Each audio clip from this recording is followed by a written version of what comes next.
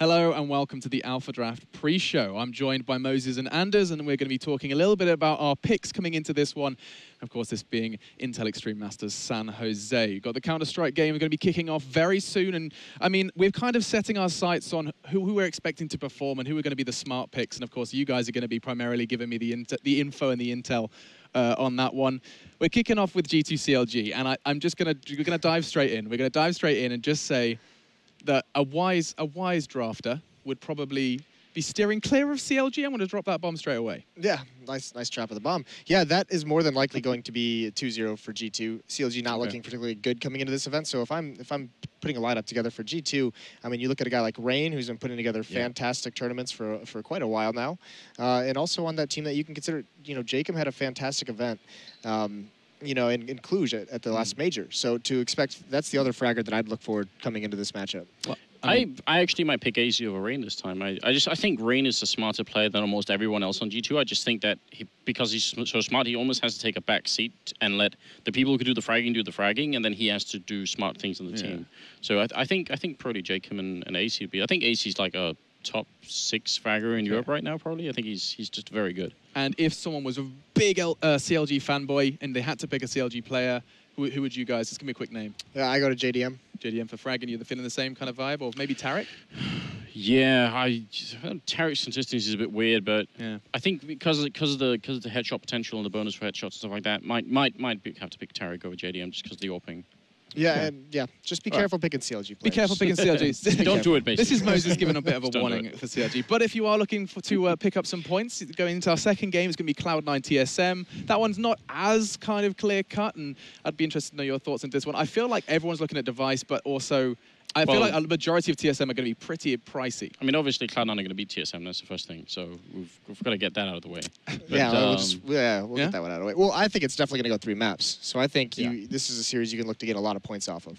Okay, and so where would your picks lie for the TSM boys then, Anders, your Danish brothers? So I think TSM are a team that perform really badly when they're expected to be favorites for some weird reason. You saw the last major tournament. This one might be even more stacked in their favor. So I think actually 3 maps is a pretty good prediction. I have to go with Device on this team. He's too good. Yeah, and also he's just very, very consistent. You know what you're going to get when you pick him. You know, he might not get it. He's not always going to have those explosive games where he drops 35 frags, but you know, you're always going to get that 20 to 25 plus kills. Like, you're just always going to do it. You can just write it in. And a Cloud9 member though? You know, I look at a guy like Nothing has been playing really, really well lately. He's also taken over calling duties, and he's very much, you know, taken the the idea from Happy of just having his 4 members do everything that they can to get him as many kills as possible, and he was beasting this past weekend.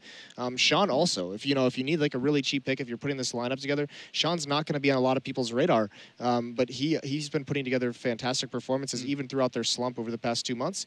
He's not a bad pick if you're running out of money. All right, so there you got good calls coming in. I think actually Sean's a pretty good call. We've been looking at his stats recently, and actually he is like there's quite literally a chart that shows his fragging has just gone up instrumentally. A third game then coming into that one was going to be Luminosity Na'Vi. This is one where one of the closest games we kick off with, and it's going to be an interesting to know where you see the picks going. Yeah, I call shotgun for Cold Seer on my team. That's it. Calling it. Yeah, too good. I like, honestly, Cold has been a crazy new addition for Luminosity. He's he is insane, and he's been playing very, very well lately. Fur is also kind of like his Bash brother on that team. They do have that dynamic like 1-2 punch between the two of them, and he's not as consistent as Cold recently, but he has more potential, I think, to just go crazy. Like when he goes crazy, you know it. But those two are definitely strong picks. On the other side, Na'Vi, I mean, the first name, it's pretty blatantly obvious, just staring you in the face. It's going to be Guardian because everyone knows Na'Vi beats as Guardian frags. I mean, that's the tune that they play to. Hey, man. Flamey, come on. Honestly, I'm a big Flamey fanboy because he is regularly like top of the pack, 25 plus frags, online anyway. He might be one of those picks that goes under a lot of people's radar. So if you want a similar pick as to Sean on Cloud9, then maybe Flamey could be. They actually have just a bunch of members like that. I think there are some weird games out there where Seuss just ends up dropping like a good 25 frags per game in a best of 3, and for no good reason basically, because Seuss shouldn't be doing that, but he does. Seuss does the same thing, and that's kind of the dangerous thing is it's after Guardian who you can expect to get his kills. After that, it's kind of like that gamble. Are they going to have that game or not? You know, so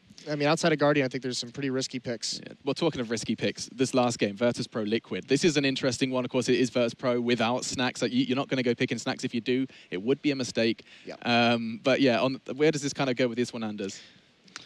I mean, so it kind of like with Navi, some of the VP members tend to take turns in performing really well, and it's hard. So it could be really hard to predict. I think favorite of mine is probably always going to be Snacks that I can't pick. So it's yeah, I know, a little bit upset. This is why I felt like the reminder. Upset, you know, the reminder was necessary. Second in place for a tournament like this, I think VP are a team that plays to having a crowd and having the atmosphere, and I think this tournament's going to deliver that. So I think Taz is a player who's going to light up in that atmosphere. I think the atmosphere is going to fuel him. I was also going to say Taz, and actually, you know, this might seem a little crazy, and this might be a little bit on the deep end, but Michu, you know, the guy coming in for Snacks. Okay. Well, that and just like he's coming into this lineup, and they're just gonna say, you know what, we obviously don't practice with you. Just do what you want. Like you're free. Like just go. And that's frag. dangerous, and that is dangerous. Right, and you know, if he gets into that mindset as well, he's a very talented player. So that's a pick that once again he might be a little bit cheap because he's coming in as the stand-in.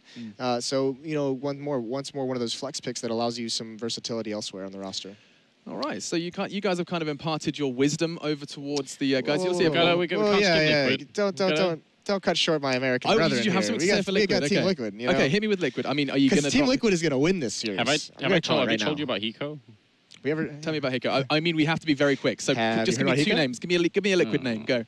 I'm just going to have to be Hiko. My boy Hiko's too. You're going to be doing the same thing? Nitro. Nitro, okay. So there you go. Though you've heard it from the pros. Anders and Moses have given you the lowdown on what you should be picking over up at alphadraft.com.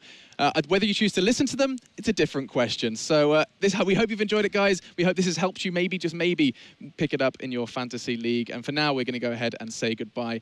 We've got IEM San Jose kicking off. It's going to be spectacular, and we hope to see you there.